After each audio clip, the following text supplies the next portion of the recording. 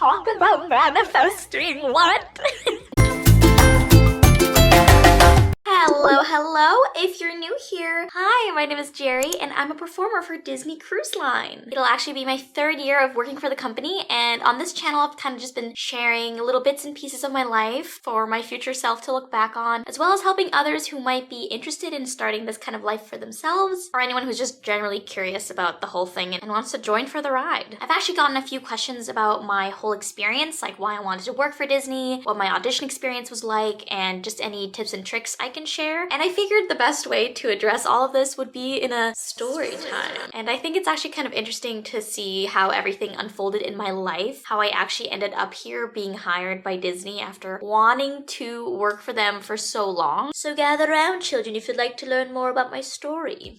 So where do I begin? I will have to take you back all the way to when it all started, which is back in Switzerland. And I know what you're thinking. Switzerland, what? If you didn't know, I was actually born and raised in Switzerland, and I had my entire childhood there, and I absolutely loved it. Like, Switzerland obviously is gorgeous. Like, I loved being around all the nature and different animals growing up. Like, it was truly just a bit of a fairy tale. In fact, I was actually born in one of Switzerland's fairy tale towns, and my town literally had a castle. So it's all a part of the fantasy, I guess. I had a great childhood, but actually my parents were divorced, which somehow led to me having a lot of time to myself. I watched more TV than most kids would, like a lot more. Like, I mean, on a weekend, I could probably get a good 10 hours in. Like, that's a little crazy. Of course, I indulged myself in all the Disney movies. I watched them all on VHS, I watched all the DVDs, and of course, I also watched the German equivalent of the Disney Channel. And also, I played some of my favorite video games growing up, which is Kingdom Hearts, and I still have this guidebook that my sister got me. And of course, if you don't know what Kingdom Hearts is, it is essentially a collaboration between Square Enix and Disney, and they essentially take all these characters through different Disney worlds. Like, here's Goofy, and it's just a really fun game where you get to interact with different Disney characters and play through their stories and essentially be the hero. And it's just, I'm obsessed. I love Kingdom Hearts. My sister got me this for my birthday one time, and I still have it. This is like 17 years old, and I still have it, and it's like in great condition. Look at King Mickey, he's so cute. So you get it. I'm obsessed with Disney at this point. Like, growing up, honestly, I grew up on a lot of the Disney movies, and they honestly kind of raised me. So we get it, Jerry. You're obsessed with Disney. Get over it. So I told my friends back in Switzerland, this is probably like in the 4th grade, I remember telling my friends, like, I'm gonna work for Disney one day. It's gonna happen. I'm gonna work for Disney. And of course, all my friends were like, that is such a weird, outlandish thing to have as a dream, Jerry. Like, that's just not a job that's possible. Like, it seems very unattainable. And honestly, it did seem kind of unattainable at that point, because how would this little Swiss Filipino girl work for Disney one day? Like, that's just not something that would make sense at the time. I should also mention that as a kid, I was very creative. I always was very expressive. I would belt all the Disney songs in my room. I loved telling stories. I loved just like being very, very creative. But growing up in Switzerland, I didn't really have like the exposure to any like dance classes, theater classes, like drama, like anything like that wasn't really something that was available to me at the time. So working for Disney did seem impossible. Until my family just decided to immigrate to Canada.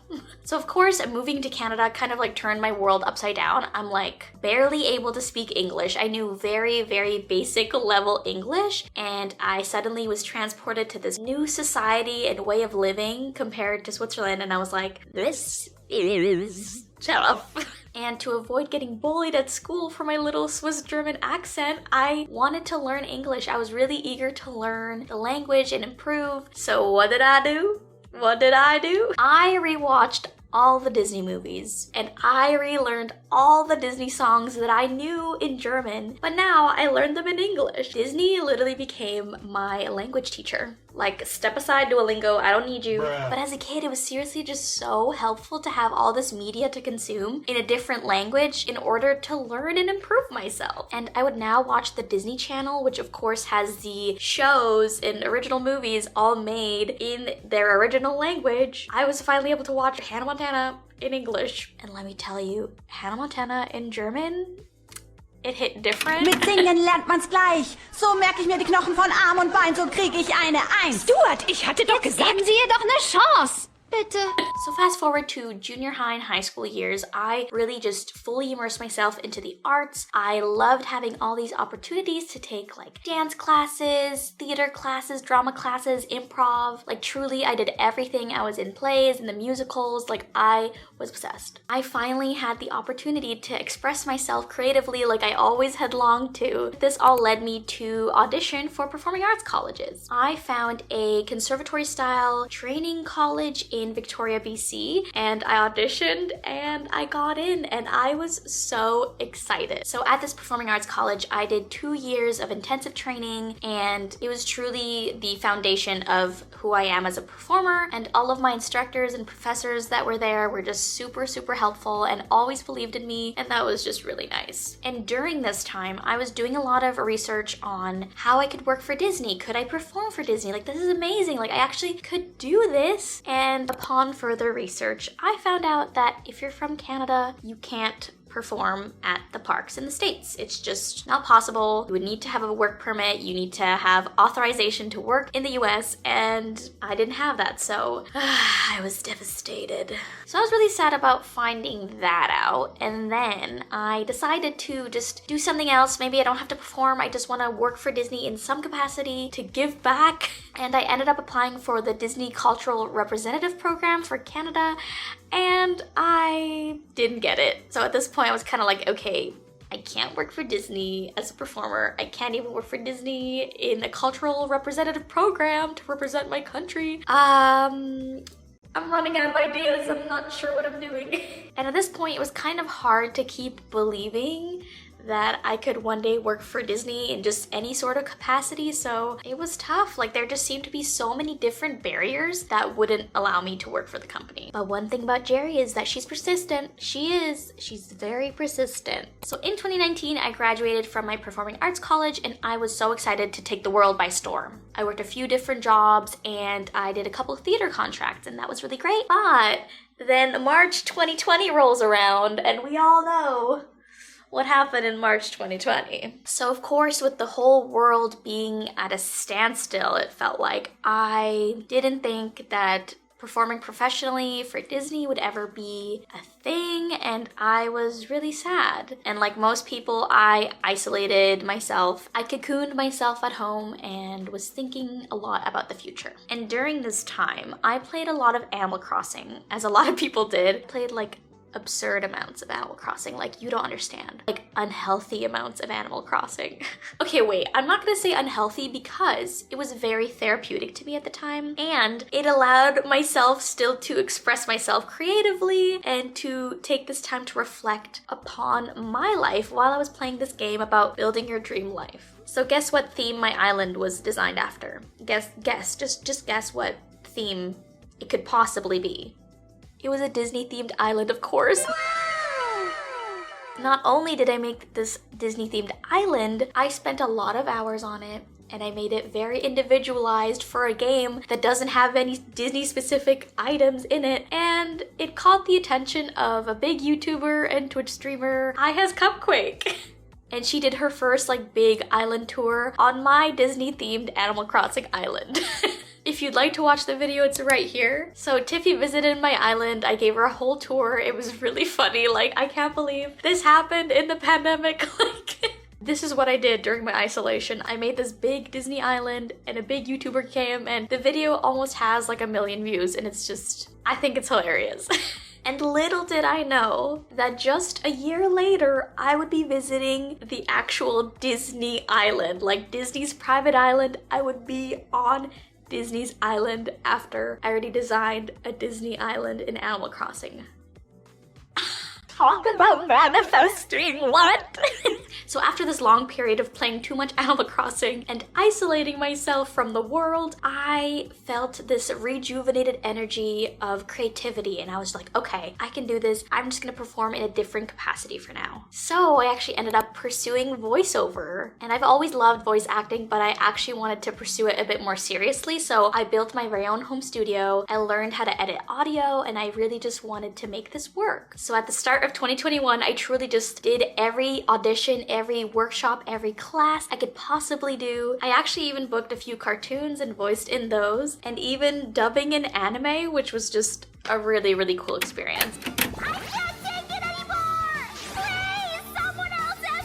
Even with all these awesome projects, I love voiceover, but I just wanted live performance and theater to come back. And then in June 2021, something unexpected happened. The Disney Auditions website posted that Disney Cruise Line is looking for performers and they're doing online submissions from all over the world. So you could audition from anywhere. And I was like, this is my chance. So I literally dropped everything I was doing and I went on the website, I did my profile, I did all the pictures they required. They had like a close-up, a side profile, and a full body shot, which is very like generic. Then I also learned this like short dance combination that they had on video that you could learn. So I learned that all in one evening, and then the next day I recorded it all in my living room. Now, I've been waiting for this opportunity my whole life, and it felt honestly embarrassing to just be filming this in my living room. I had to shove all of my furniture to the side to even have enough space to dance. I wish I had like a dance studio or something I could have rented out, but it is what it is. It's just when you hype something up in your head for so long, you think it's gonna go a certain way, but then it totally doesn't. But anyway, the setting wasn't perfect, but I was ready to perform, okay? I was gonna give them a performance. So I did the dance and I submitted everything to the website, and now that the audition was done, it was out of my hands. And my philosophy with auditions is once it's all submitted, it's out of your hands. Stop stressing about it. So I tried to just calm myself down, and I was really giddy over the next couple weeks, but I was like, okay, we haven't heard back, that's okay. I'm just gonna live my life, and I can't let this consume me. So I was just doing my voiceover still, I was doing other work. It's not that I forgot about the audition, but I kind of just had to move on for my own mental sanity, and I kind of forgot about it until a month later. I got an email that said I had a callback. And I was like, how is this gonna work? A callback virtually? Like how is this gonna happen? I understood like auditioning online, like submitting an audition online, but doing a callback online just seemed weird to do it like virtually. But of course, like most things that happened at the time, it was on Zoom. It truly was more just like an interview rather than an actual callback. I actually spoke with a couple of the creatives that work for Disney Cruise Line, and they kind of just interviewed me and asked me about my performing history and stuff like that. And they even had me read like a short paragraph that was like the story, and the prompt was that I was this princess and I had to read it like I was telling the story to a child trying to comfort them. And of course, my voice acting side took over, and I just had so much fun with that exercise. And I think I just really let my personality shine, and I was very positive and excited to talk to them, and they really seemed to enjoy my energy. And they actually told me that out of like over 500 submissions to the job posting they listed, I was one of the people that stood out, and they wanted to get to know me better, and they're really glad that they got to talk to me and that they would be in touch in the future. And honestly, the waiting game is the worst. So I had a good feeling about the callback, but I was still feeling weird about it. I'm like, okay, it's been a month since I auditioned, got the callback, what's gonna happen next? And after the callback, I honestly started feeling a little bit more nervous, even though I was trying not to address it anymore in my head. I was like, this is so strange, like I haven't heard back anything, and like a couple weeks passed, and I just was like, okay, I probably didn't get it, that's okay. We tried, we'll try again next time. And this part just gets me every time. I ended up going on a camping trip in the Rocky Mountains. Like, we had this cabin booked, so I was fully in the middle of nowhere one weekend, and we were there for like 3 days, and there was no reception, there was no Wi-Fi. Like, I was truly like disconnected from the world. It was a fun trip and I enjoyed spending time in nature, but then upon returning to the city and getting signal, I think you can guess what happened next. I had like 3 missed calls from a random number, which I now know is Disney Cruise Line calling, an email in my inbox from a creative director that was like, hi there, Jerry, we've been trying to reach you, just let us know if this is the right email and number. And my heart sank through the freaking floor. I thought I lost my opportunity. Like, I fully was like this in the car. I have to recreate this for you. I go and open my email, and I'm like, what's this? Oh my god. Oh my god. oh my god, oh my god, oh god. It was truly just like so much excitement, but also so much doom because I suddenly felt like I missed this opportunity. I had my chance to work for Disney and I literally was in the mountains and disconnected. So I got back home and I was really stressed out and I emailed the creative director back and I was really apologetic and really professional and really sincere, and I told her that I had been on this camping trip and that I was disconnected and offline and that I would love to have a chance to call if they're available still. And she got back to me and she was really, really sweet. And she was like, oh yeah, when you're in the mountains, you're supposed to enjoy them offline. Like, you know, you're supposed to be disconnected. And I was like, oh my god, thank goodness they're very understanding. So I ended up scheduling a call and I got the offer to work for Disney Cruise Line. Yay! And of course, the rest is history. What an emotional roller coaster. Wow.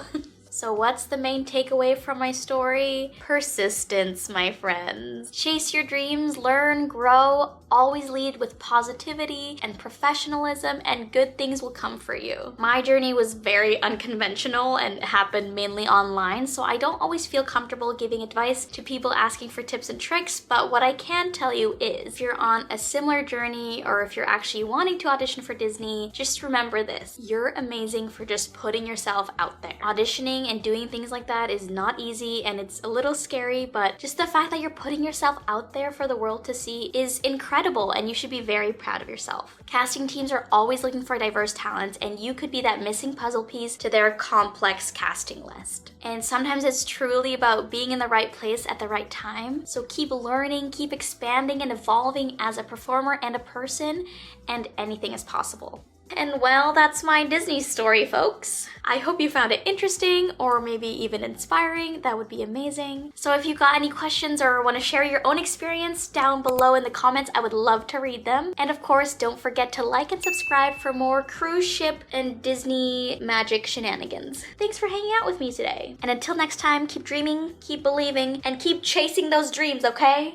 Good job, you're doing great, sweetie. Bye-bye.